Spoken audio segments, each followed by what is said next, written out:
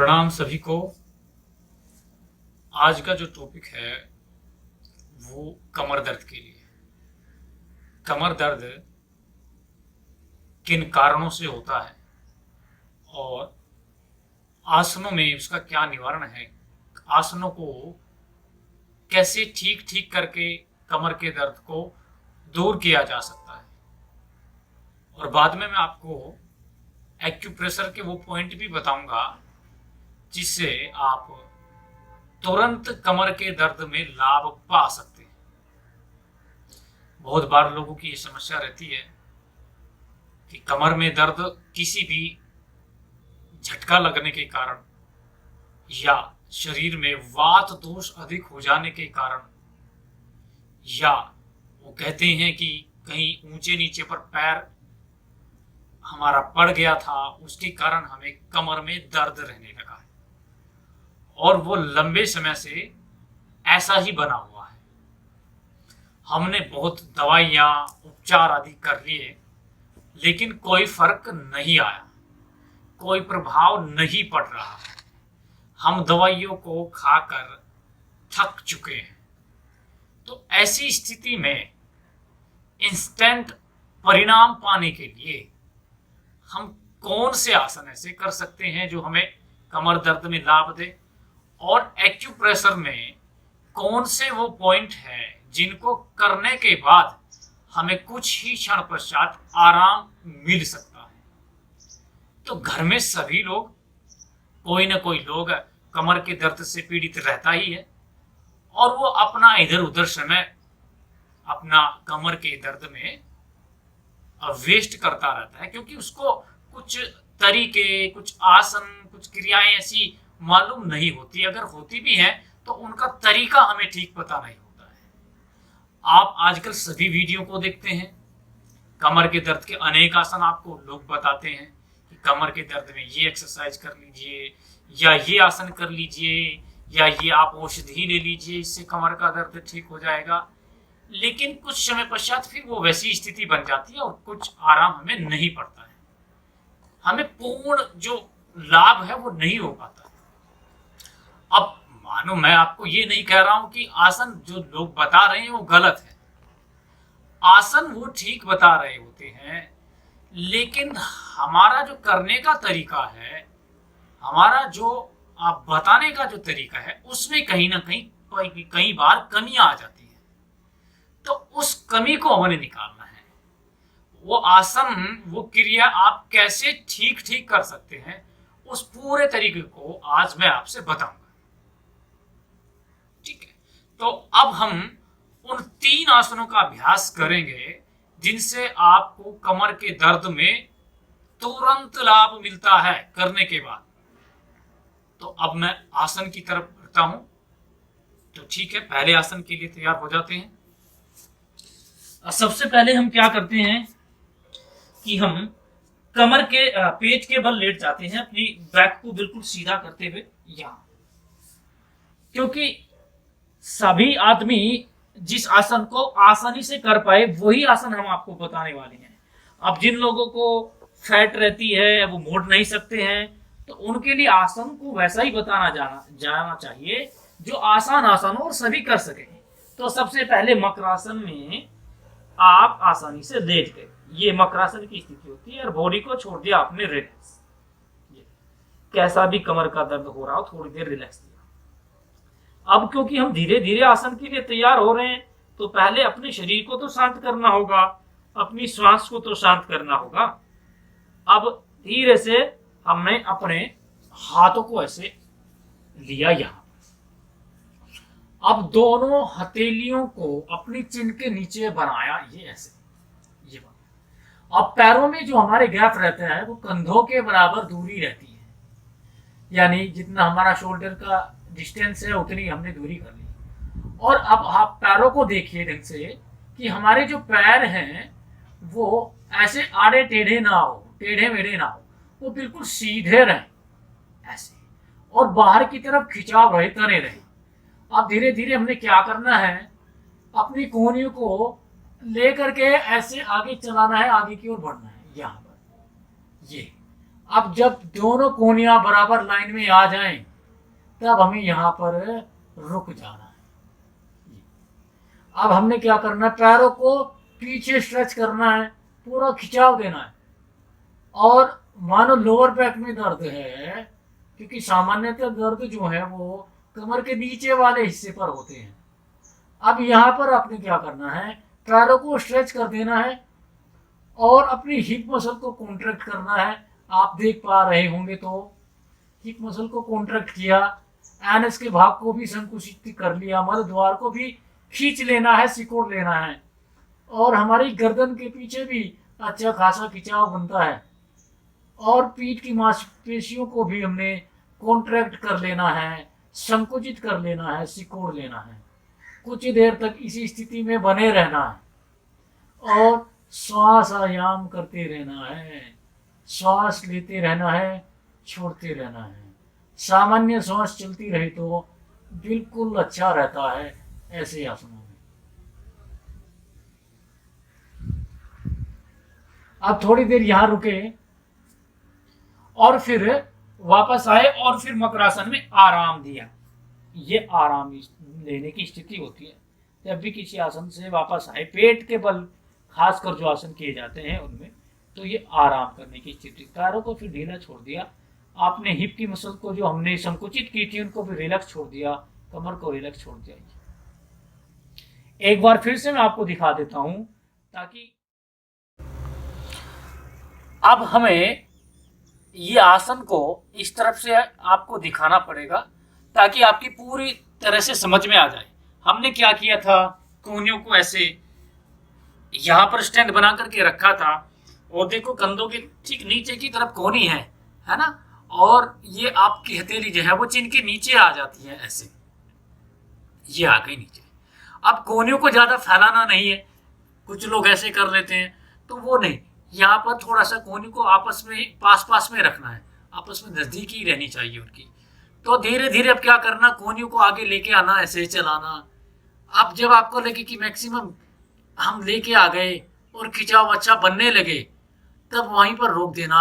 अब इसमें मुख्य जो इस आसन में बात है वो ये है कि आपके पैर पीछे स्ट्रेच रहते हैं और आपकी जो पीठ की मांसपेशी है वो संकुचित रहती है, हिप मसल कॉन्ट्रैक्ट रहता है, पूरा खिंचाव रहता है इसमें।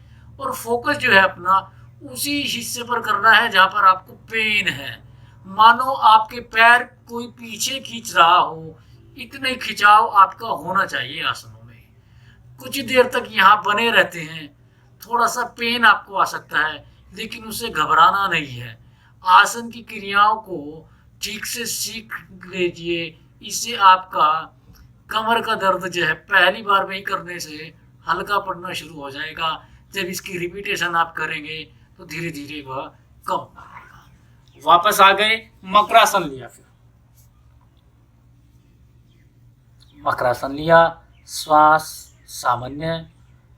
आप अपने चेहरे को इस तरफ भी ऐसे घुमा सकते हैं, आराम दे सकते हैं, क्योंकि आपकी सर्वाइकल बोन की तरफ अच्छा खासा खिंचाव आता है, इसलिए सर्वाइकल बोन के लिए भी ये बहुत लाभकारी है। एक जो गहरी लंबी श्वास ली, फिर अब हम आपको दूसरा आसन बताने के लिए जा रहे हैं। अब दूसरे आसन की क्रिया भी पेट के बल लेट करके ही होगी। अभी आपने क्या करना, मकरासन से सीधा यहाँ पर अपने हाथों को रख लेना है। अब आपकी कोहनी जो है वो ऐसे आ जाए कि आपके कंधे के ठीक नीचे हो, ये 90 एंगल बन गया। देखो दूसरी हाथ की कोहनी भी वो ऐसे आ गई, ये कंधे के ठीक नीचे आपकी कोहनी है, एल्बो है। हथेली आपकी बिल्कुल सीधी है और आपका जो गैप है वो शोल्डर की डिस्टेंस में ही रहेगा, शोल्डर की दूरी रहनी चाहिए। ऐसे हथेलियां सामने, पूरा ही खिंचाव दिया। अब हमारे पैर जो हैं वो पीछे गैप उतना ही रहता है जितना हमने अपने कंधों की दूरी में हाथों को फैलाया है, उतना ही गैप रहता है। पैर के पंजे पीछे फ्लेक्स है, वो पूरा खुले हुए हैं। अब धीरे धीरे हमने अपने चेहरे को, फेस को ऊपर करना शुरू किया है, ये स्ट्रेच करना शुरू किया है। अब जितना मैक्सिमम आप पीछे की ओर खींच सकते हैं खींचिए, श्वास को भर के। फिर एक स्थिति ऐसी आएगी कि आपकी गर्दन पूरी पीछे लटक जाएगी और आपकी लोअर बैक की तरफ अच्छा खासा स्ट्रेच आना शुरू होगा।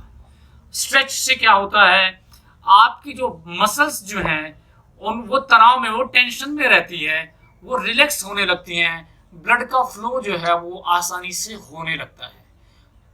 फिर वही क्रिया करनी है, हिप मसल को कॉन्ट्रैक्ट कर लेना है, अपने पैरों को पूरा स्ट्रेच करके रखना है, कुछ देर इसी पोजीशन में अपने आप को इसी स्थिति में बना करके रखना है। सामान्य श्वासें रहती है। अब धीरे धीरे से फिर हम नीचे आए और वही मकरासन, ये रिलैक्सेशन वाला आसन है। और फिर गर्दन को आप ऐसे कर सकते हैं, यानी अपने चेहरे की तरफ ऐसे अपनी हथेली को ले सकते हैं। आराम दिया, एक दो, फिर गहरी लंबी सांस भरी।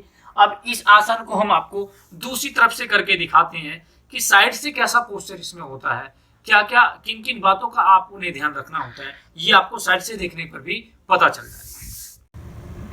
तो मकरासन तो लेना ही लेना है हर एक आसन करने के बाद, जब आप एक क्रिया करें तो। अब ये देखो साइड से आप देखिए, ये हमने अपनी कूहनी को कंधे के ठीक नीचे लिया है, हथेली हमारी बिल्कुल ये सीधा है, इसके लाइन में है, और दूसरे हाथ को भी ऐसे ही हमने लिया है जहाँ पर।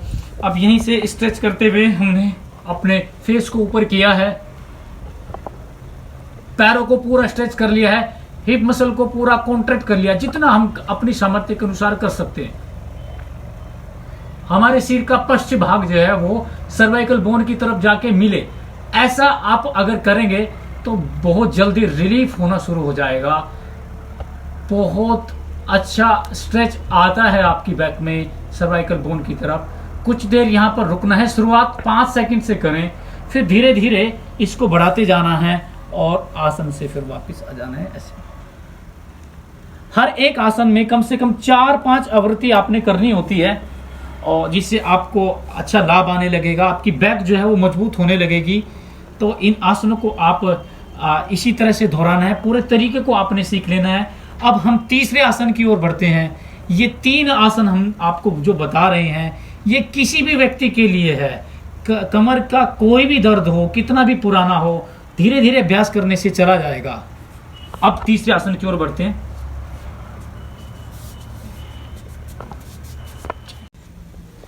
अब तीसरे आसन के लिए हम ऐसे शवासन की स्थिति में लेट गए।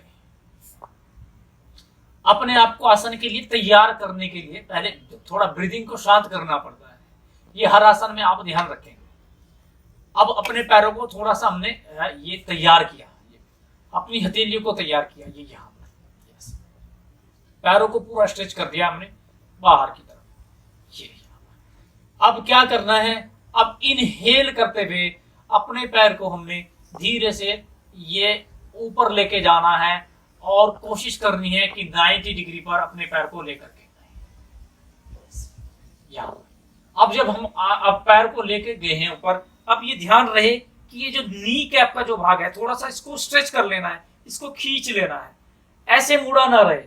गलती ये होती है कि इसको मोड़ लेते हैं, फिर जो स्ट्रेच हमारी बैक पर आना चाहिए वो आता नहीं है, और हम केवल बस अपने समय को ऐसे ही गुजारा करते रहते हैं। तो इसको थोड़ा स्ट्रेच करना है और अपने टो को फिर ये ऐसे अपनी ओर खींचना है, ऐसे स्ट्रेच करना है। तो अब जो खिंचाव है वो आपके पैर के पंजे से, एडी से, और यहाँ आपके हिप मसल्स तक आपको फील होना शुरू होता है। अच्छा खासा स्ट्रेच आता है। शुरुआत में थोड़ी देर रोकना और फिर धीरे से वापस जाना, ये सहजता के साथ। फिर दूसरे पैर से इसी क्रिया को दोहराना है। देखो, श्वास गहरी लंबी भरते हुए हम गए, यहां पर पैर के पंजे को अपनी तरफ स्ट्रेच किया, ये थोड़ा इन मसल्स को भी अपने खींच लेना है और सामान्य श्वासें रखनी है। शुरुआत में यही 2-3 सेकंड हमने रोकना है, फिर धीरे धीरे नीचे जाना है। फिर इस क्रिया को धीरे धीरे हमने बढ़ा देना है, यानी हमने फिर इस क्रिया को सेकंडों में, यानी टाइम बढ़ा देना है। 5 सेकंड, 10 सेकंड, 15 सेकंड। अब जब ये आसन बढ़ते बढ़ते आपका रिपीटेशन भी इसकी अच्छी होने लगे और आपका समय भी इसमें अच्छा बढ़ने लगे, तो ये समझ लेना कि आपके पैरों की मसल्स भी बहुत अच्छी मजबूत हो रही है, आपके पैरों के रोग, आपका पेट भी अच्छा हो रहा है, आपकी बैक भी स्ट्रोंग हो रही है, ब्लड का फ्लो आपके पैरों से आपकी बैक की तरफ जाना चाहिए। तो थोड़ा समय हमें रुकना पड़ेगा। शुरुआत में जब बहुत ज्यादा पेन होता है, सीवियर पेन किसी को है, तो वो थोड़ा सा ऊपर गए और नीचे आ गए। बस ऐसा ही करना उस समय उचित रहता है। फिर धीरे धीरे इस अभ्यास को बढ़ाया जाना चाहिए। तो शुरुआत में तो 5-5 रिपीटेशन तो कम से कम हर एक आसन की 4-5 रिपीटेशन तो करनी है। 4-5 बार आपने राइट पैर से किया, 4-5 बार आपने लेफ्ट पैर से किया और फिर शवासन की स्थिति में लेट गए। यस, ठीक है। तो यह थे वह 3 आसन जिनको आप करके बिल्कुल पूरा तरीका अगर आप जान लेते हैं, एक एक क्रियाओं को अगर आप सीख लेते हैं, तो कमर के कैसे भी दर्द से आप बच सकते हैं, उससे निजात पा सकते हैं। तो इन 3 आसनों को सावधानी से करना है। कोई भी अगर समस्या रहती है आप कमेंट में हमें जरूर भेजिएगा, ताकि हम अगली वीडियो में वो सारी जो कमियां रह जाती हैं उनको आगे आपको प्रस्तुत करते हुए चलें, और उसका ठीक तरीका और ठीक क्रियाओं को करने का जो एक प्रॉपर जो मेथड होता है वो आपको जनाया जा सके, बताया जा सके। एक्यूप्रेशर के विषय में अगली वीडियो हमारी जल्दी ही आएगी। उसके लिए आप थोड़ा इंतजार करते रहिए। इंस्टेंट रिलीफ लेने के लिए, क्षणिक आराम अगर चाहते हैं तो एक्यूप्रेशर बड़ा काम करता है। तो एक्यूप्रेशर के लिए हम अगली वीडियो में आपको जरूर मिलेंगे। धन्यवाद, प्रणाम।